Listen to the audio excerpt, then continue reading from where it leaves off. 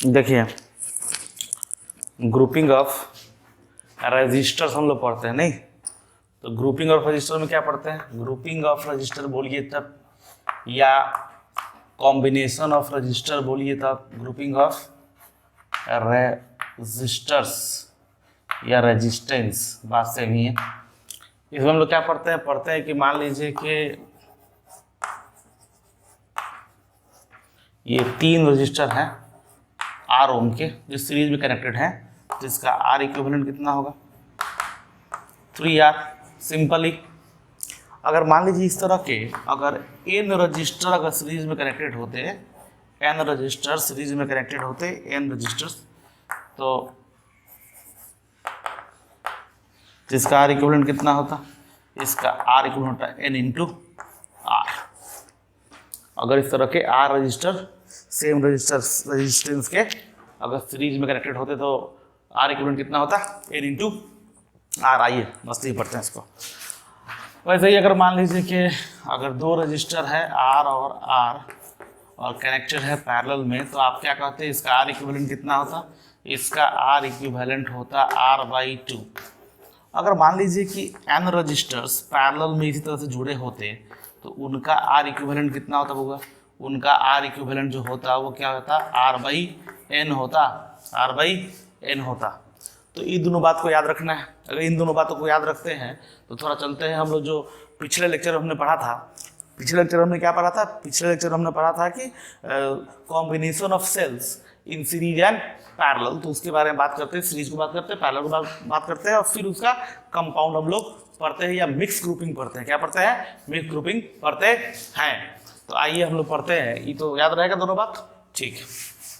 तो आइए दोनों बात को याद रखते हुए हम लोग आगे बढ़ते हैं, ठीक है, और समझते हैं कि मामला क्या है, क्या क्या कंडीशंस है ना। उस लेक्चर को हम लोग आगे बढ़ाते हैं। तो उस लेक्चर को आगे बढ़ाने के लिए पहले तो हम लोग करते हैं क्या कि बोर्ड पर ये डिवीज़न हम लोग कर लेते हैं, ठीक है। तो डिवीज़न कर लिया हमने। तो हमें पढ़ा था क्या लास्ट लेक्चर में? पढ़ा था लास्ट लेक्चर में हमने पढ़ा था ग्रुपिंग ऑफ या कॉम्बिनेशन ऑफ, बात सेम है, grouping of resistance in series. अच्छी बात है। तो उसमें क्या था हमने जो पढ़ा था, उसमें कैसा पढ़ा था क्या कि देखिए एक E1 है, उसका जो इंटरनल रेजिस्टेंस था वो यहाँ लगाया था R1। फिर हमने कहा था कि ऐसा है कि देखो होगा कि ये है R2, ठीक है, और ये हो गया E2, और ये जो था एक एक्सटर्नल रेजिस्टेंस से कनेक्टेड था, नहीं एक एक्सटर्नल रजिस्टर से ये कनेक्टेड था R रजिस्टर से। इसमें करंट फ्लो कर रहा था I। तो हमने बोला था कि ऐसा होगा भैया कि देखिए इसमें जो VT टर्मिनल पोटेंशियल का इक्वेशन आया था वो क्या आया था? E1 प्लस E2 और minus I into R1 plus R2। तो हमने बोला कि भैया ये E1 प्लस E2 को हम लोग लिख सकते हैं E इक्विवेलेंट, और I into R1 plus R2 को लिख सकते हैं R इक्विवेलेंट। तो हमने इसी इक्वेशन से हमने पाया था कि हमारा जो E इक्विवेलेंट होगा वो E1 प्लस E2, अगर n रजिस्टर्स हो n सेल होगा तो क्या होगा? En, नहीं, और ये R इक्विवेलेंट होगा तो R इक्विवेलेंट कितना होगा? वो होगा R1 प्लस R2 प्लस अगर n होगा तो Rn। कोई दिक्कत वाली बात नहीं है? नहीं, अच्छी, कोई दिक्कत वाली बात नहीं है। अच्छा, अगर मान लीजिए इसमें करंट कितना होता? इसमें करंट होता है, सर्किट में जो करंट होता है वो I क्या होता है? Total EMF E equivalent divided by total R equivalent, internal resistance का R equivalent plus R external resistance. अच्छी बात है।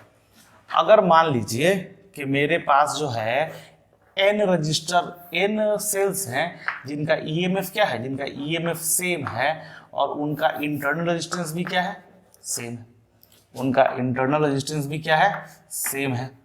अच्छा, कितना है ये? टोटल n है। कितना है? n। अच्छा, कोई दिक्कत वाली बात नहीं है। इसमें क्या होगा? और ये कनेक्टेड है किसको? ये कनेक्टेड है एक एक्सटर्नल रेजिस्टेंस R को कनेक्टेड है। हमने कहा ओके, कोई दिक्कत वाली बात नहीं है। तो इसमें मेरा चूंकि देखिए अगर E यहाँ पर E1 plus E2 plus E3 है, यहाँ पर E plus E total n है, तो E इक्विवेलेंट कितना हो जाएगा? इस केस में मेरा E इक्विवेलेंट जो हो जाएगा वो n इंटू E हो जाएगा, और R इक्विवेलेंट कितना हो जाएगा? n इंटू स्मॉल आर हो जाएगा, क्योंकि ये स्मॉल आर जो है वो n number of small R है जो सीरीज में कनेक्टेड है। अच्छा, कोई दिक्कत वाली बात नहीं है। तो इसमें जो मेरा Vt होगा वो कितना होगा, वो Vt होगा E इक्विवेलेंट जगह लिख सकते हैं n इंटू ई माइनस यहाँ पर R, यहाँ आप लिख सकते हैं I इंटू क्या R n multiply by R। नहीं, हम लोग जानते हैं कि Vt को हम लोग क्या लिख सकते हैं, Vt को लिख सकते हैं हम लोग I into R is equal to n into last lecture से लिखा है मैंने I into R minus I into N R. अगर इसको सॉल्व करके हम लोग आई निकालना चाहे तो हम लोग क्या लिखेंगे, लिखेंगे n into E divided by n into small R plus capital R. This is my current.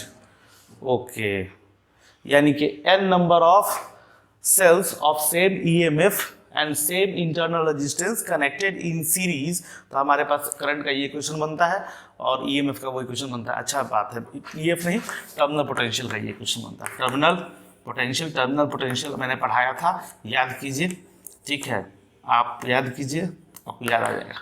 अच्छी बात है। अब देखिए इसमें दो केस है। केस वन देखिए, केस वन क्या है, केस वन यह है कि अगर मेरा n इंटू आर बहुत बड़ा होगा किससे, कैपिटल आर से, तो हम लोग क्या करेंगे, हम लोग करेंगे नेग्लेक्ट कर देंगे किसको, नेग्लेक्ट कैपिटल आर को जब नेग्लेक्ट करेंगे तो मेरा फॉर्मूला आई का क्या हो जाएगा, मेरा आई का फॉर्मूला हो जाएगा n into E by N into R, और मेरा करंट कितना हो जाएगा E बाई आर। कोई दिक्कत वाली बात नहीं है। अच्छा, अगर दूसरा केस क्या बनता है कि अगर मेरा R बहुत बड़ा हो जाए किससे, NR से, तो हम लोग क्या करेंगे, नेग्लेक्ट किसको कर देंगे, नेग्लेक्ट कर देंगे किसको, NR को।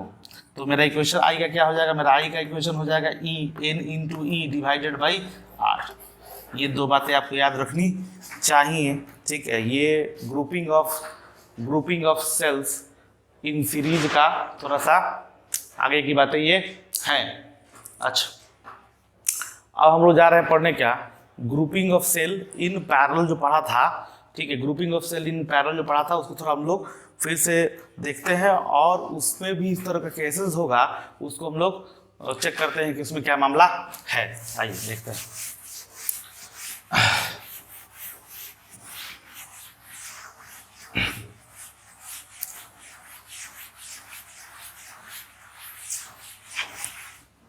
अच्छा, तो मामला ये पहुंचा कि ग्रुपिंग ऑफ किसके बारे में, grouping of cell in parallel ना, ग्रुपिंग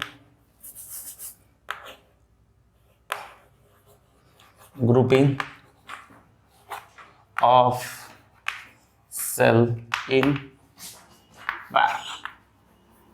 तो हमने उसमें क्या कहा था, हमने कहा था कि देखिए महाशय ये है आपका R1 और ये है इसका EMF E1 सेल का, और एक था हमारा R2 और उसका EMF था E2, और हमने क्या किया था, इसको पैरेलल में कनेक्ट कर दिया था एक एक्सटर्नल रेजिस्टेंस R के साथ। नहीं, तो उसमें आपको याद होगा कि उसमें जो हम लोग पढ़ा था, उसमें हमने पढ़ा था कि VT के बारे में, VT के बारे में हमको आया था क्या, E1 into R1 plus E2 into R2 divided by R1 plus R2 minus I into R equivalent, यानी कि R1 into R2 divided by R1 plus R2।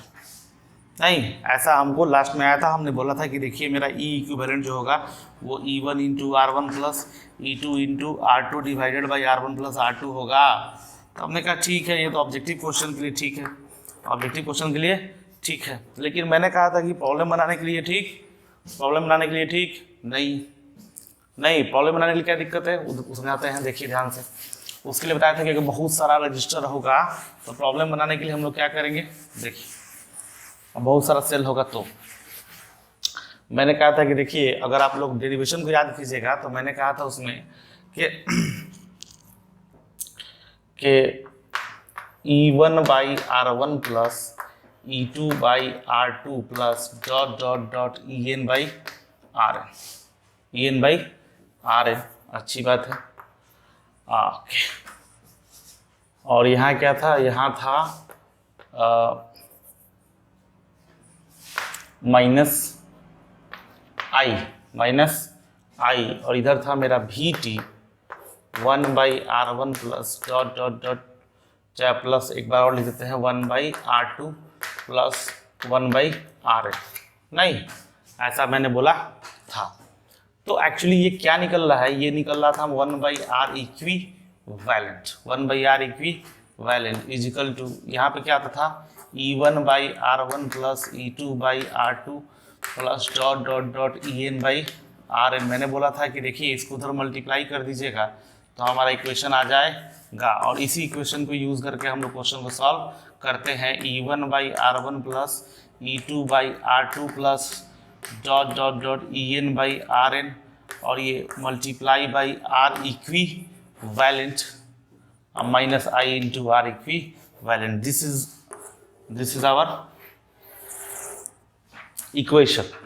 तो यहाँ पर मेरा E इक्विवेलेंट का फॉर्मूला क्या हो गया था, यही हमारा E इक्विवेलेंट का फॉर्मूला था, E1 into R1 plus E2 into R2 plus dot dot dot EN/RN, okay, और मल्टीप्लाई बाई R इक्विवेलेंट।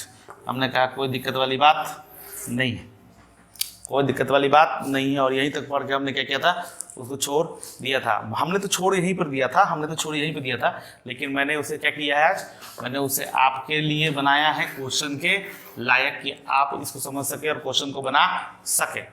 हम लोग बहुत सारा क्वेश्चन इस पर करेंगे भी, टेंशन लेने वाली बात नहीं है। अच्छा, अब हम लोग क्या करें, तो हम लोग करते हैं क्या, हम लोग देखते हैं क्या कि n, देखिए ध्यान से, n नंबर ऑफ सेल्स अगर पैरेलल में जुड़ा हो, if n number of cells are connected in parallel of same EMF and same internal resistance, लिखते हैं हम लोग, if n number of cells of equal EMF and equal internal resistance connected in series, so connected in parallel, actually connected in parallel to external resistance R, to a external resistance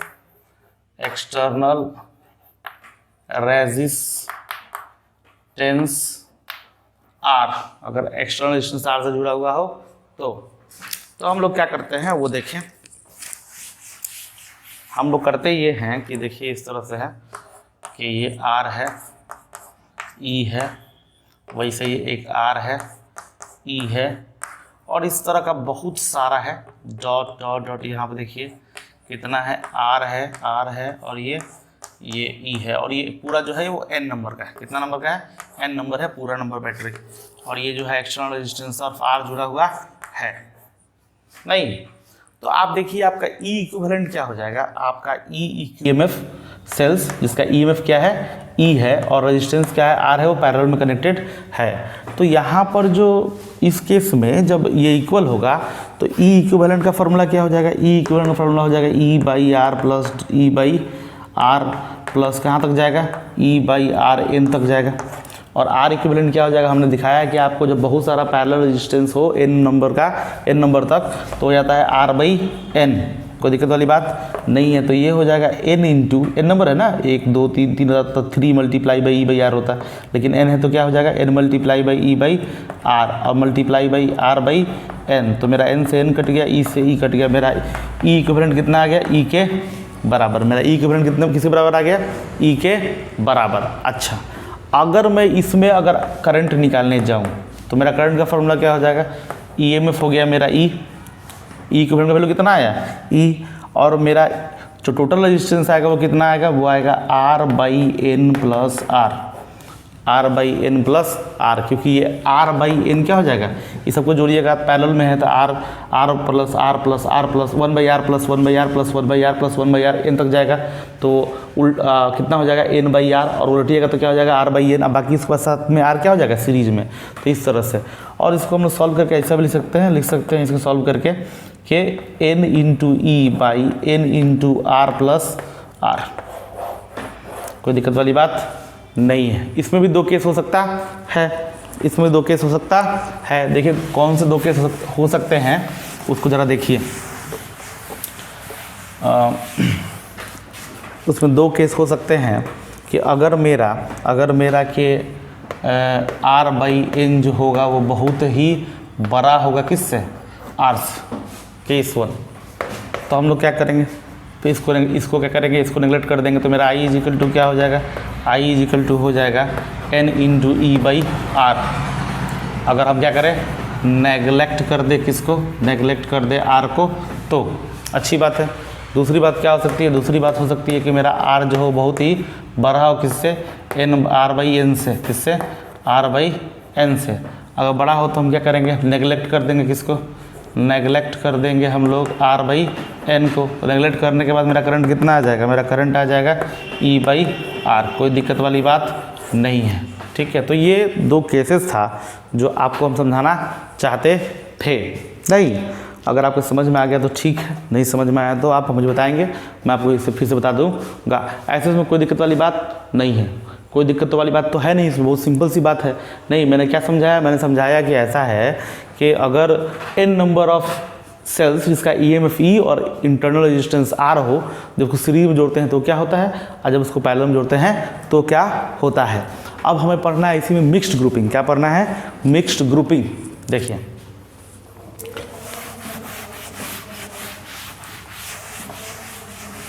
अगर हम लोग बात करें किसकी, mixed grouping की, तो mixed grouping का मतलब क्या है, देख लीजिए। अगर मेरे पास mixed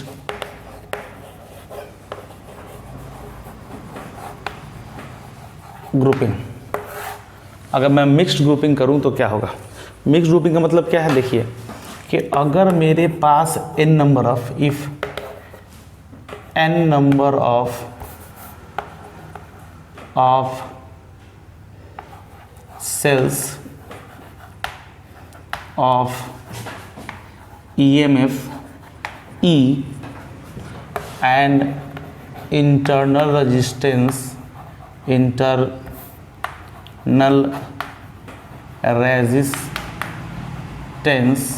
are connected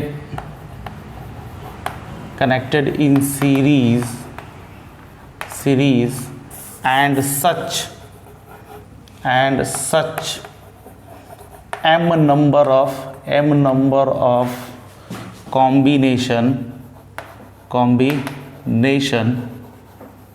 connected in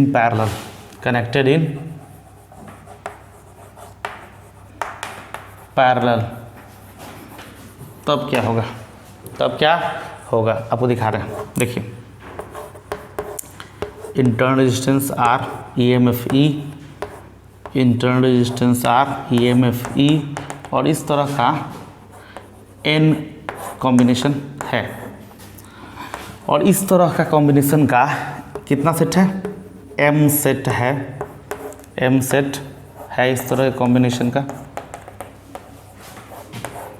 और इसका हमको निकालना है क्या, करंट वगैरह। अब देखिए इस तरह कितना है, इस तरह का m सेट है, इस तरह से n और इस तरह से m। देखिए